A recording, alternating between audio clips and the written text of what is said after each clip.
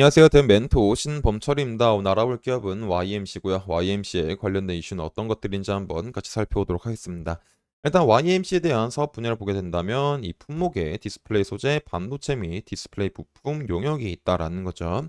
그래서 YMC에 대한 디스플레이 소재와 부품 중에서 이제 주요 제품을 보게 된다면 디스플레이 패널 제조 시 어떤 유리기판에 전류를 흐르게 해주는 배선재인 이 타겟과 이 타겟을 고정해주는 BP 백플레이트가 있다라는 겁니다. 그래서 이런 서피팅 타겟 같은 경우는 디스플레이 증착 공정에서 사용된다라는 거고, 그리고 이 BP는 타겟을 고정을 시킬 때 사용하게 되는데, 모든 생산 라인에서 사용되는 게 아니라 7세대 이상 대형 팬을 생산해서 사용된다라는 겁니다.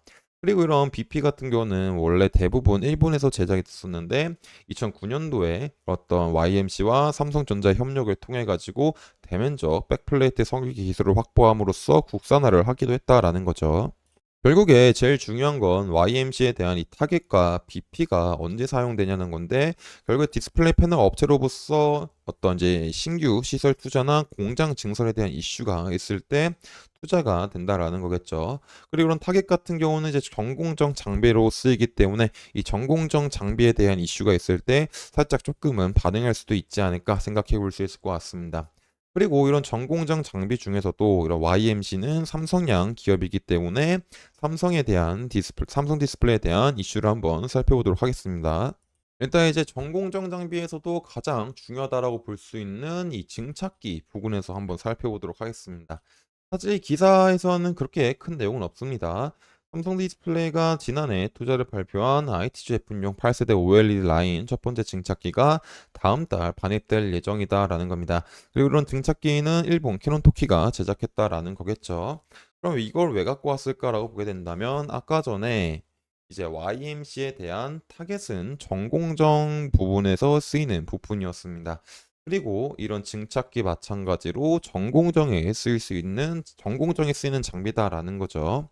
그리고 삼성 디스플레이 같은 경우는 이 전공정에 쓰이는 증착기 장비를 24년도 한 번만 들어오는 게 아니라 추가적으로 이제 24년 후반이나 25년도에도 반입이 될 수 있는 상황이다라는 겁니다. 결국에 이런 증착기가 들어오게 된다면 이 증착기에 맞는 후속 장비들과 소재 부품들이 이제 따라 들어오기 때문에 이번 증착기 이후로도 또 이제 추가적으로 삼성 디스플레이가 증착기를 들여올 때 이제 삼성양 기업인 YMC에 대한 타겟이나 이런 백플레이트에 대한 부분이 쓸 수 있다라는 거겠죠. 그래서 앞으로 기다릴 거는 삼성 디스플레이가 이런 증착기를 들어왔을 때 YMC랑 이제 어떤 수주 계약이 일어나는지 한번 같이 살펴봐야 될 것 같습니다. 그리고 또 삼성 디스플레이에 대한 이슈를 살펴보게 된다면 노트북, 태블릿 왕자 수성 삼성 디스플레이 IT OLED양 출하량 2배 뛰었다라는 겁니다. 그래서 이 기사를 살펴보게 된다면 삼성 디스플레이가 정보기술용 OLED 시장에서 점유율을 빠르게 늘리면서 선두주자 수성의 열을 올리고 있다라는 겁니다. 그래서 노트북 OLED 패널 시장은 거의 독점하는 동시에 태블릿 시장에서는 큰 손인 애플량 공급 물량을 확대하고 있다. 그리고 스마트폰 OLED에서는 중국이 추격이 거센 시장이 빠르게 팽창 중인 IT OLED에서도 주도권을 잡아 점유율을 늘리겠다라는 전략이다라는 겁니다. 결국 이제 이 기사에서 나오고 있는 게 뭐냐면은 이제 삼성 디스플레이 같은 경우는 이제 23년도부터 25년도까지 총 4.1조 원에 대한 8.6세대 IT OLED 시설 투자를 예고했다라는 거죠. 결국에 삼성 디스플레이가 누구보다 빠르게 이런 8.6세대 IT OLED 시대를 이제 투자를 먼저 하는 거는 앞으로 커질 IT OLED 시대를 먼저 선점하기 위해서다라는 거죠. 그리고 이런 선점에 대한 결과가 슬슬 이제 언제 나올진 정확하게 모르겠지만은 지금처럼 IT OLED에 대한 시장이 점점 커지고 있을 때 아직까지는 삼성이 선두권을 잡고 있긴 하지만 추가적으로 BOE나 LG디스플레이나 CSOT 등 많은 기업들이 추격을 해올 수 있기 때문에 그 격차를 벌리기 위해서 이번 연도에도 시설에 대한 투자가 나올 수 있다라는 겁니다. 결국 이런 시설 투자를 하게 된다면은 추가적인 장비나 소재나 부품이 필요하기 때문에 삼성 디스플레이양 기업으로 엮여져 있는 YMC에 대한 제품 사용감도 한번 기대해 볼 수 있을 것 같습니다. 그리고 이제 종합을 하자면 이런 증착기 같은 경우는 전공정에 쓰이는 장비이기 때문에 증착기가 한번 들어오게 된다면 이 증착기에 맞는 장비들이 우후죽순 기약이 된다라는 거고, 삼성 디스플레이가 앞으로 도래할 IT OLED 시대를 훨씬 더 다른 기업들과 많은 격차를 벌리기 위해서는 24년에도 추가적인 시설 투자가 들어올 수가 있다라는 겁니다. 그래서 이런 증착기와 삼성이 선두를 점하기 위해서 시설 투자가 24년도에 들어가게 된다면 YMC는 삼성양 이제 기업이기 때문에 이런 삼성의 추가적인 수혜를 한번 또 받아볼 수 있지 않을까 생각해 볼 수 있을 것 같습니다.